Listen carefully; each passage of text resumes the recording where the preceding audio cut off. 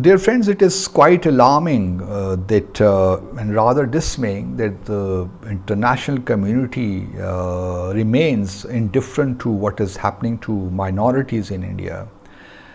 We all know what is the state of affairs at present in the state of Manipur, where according to Indian media reports, close to 200 Kuki Christians have been killed during the last 2-3 months. And over 700 houses belonging to Kuki Christians have been burned down. Similarly, 250 churches have been either vandalized or razed to the ground. And according to one Indian media report, close to 60,000 Kuki Christians have been internally displaced. So this is quite an alarming situation, but we hardly see any strong international reaction. Yes, there was a resolution adopted by the European Union Parliament, but beyond that, there is no concrete step taken by the governments of the Western countries. We all know that all these Western countries who talk day in and day out about democracy, about human rights, they do have their commercial and economic interests in India, and they would not utter a word in public or express concerns in public lest the Indian government get upset. We all understand that, but the question is, then you please do not talk about democracy, about human rights, about secularism. Stop talking about or giving sermons to other countries. If you cannot talk about what is happening to minorities in India, then please keep quiet when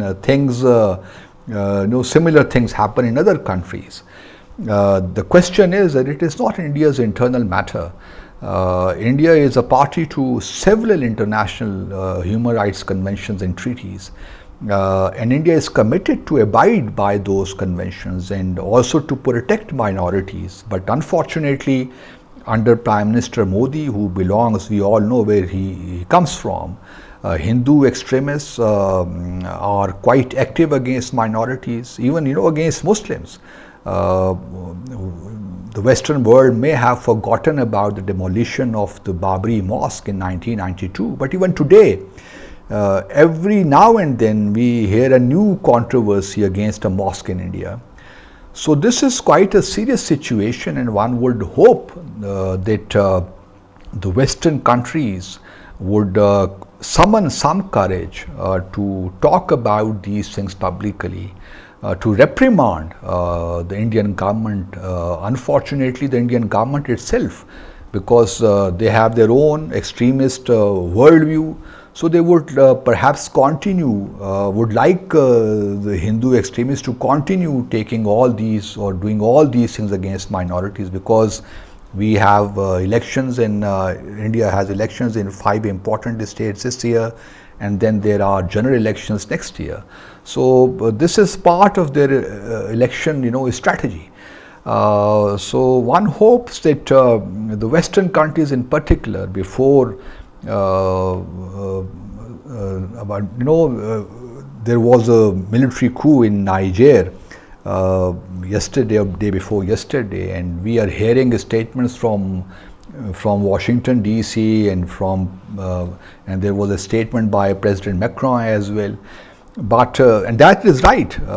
We should condemn staging coup against democratic governments. But what about minorities in India, or minorities anywhere in the world for that matter? So we hope that the Western world will wake up to what is happening in India and would raise its concerns. Otherwise, this is mere rhetoric then on their part. Whenever they talk about human rights, about democracy, about secularism, this rhetoric would not really have any bearing on the world at large. So my request to Western countries would be, even civil society, human rights organizations around the world, particularly organizations like Amnesty International, Human Rights Watch, And then the UN Human Rights Commissioner, they would all take notice of what is happening to minorities in India and would take appropriate steps. And the first step should be that a delegation should be sent to Manipur, delegation who representing the UN Human Rights Commissioner, in my view. And then we should also not forget what happened to the Indian occupied Kashmir.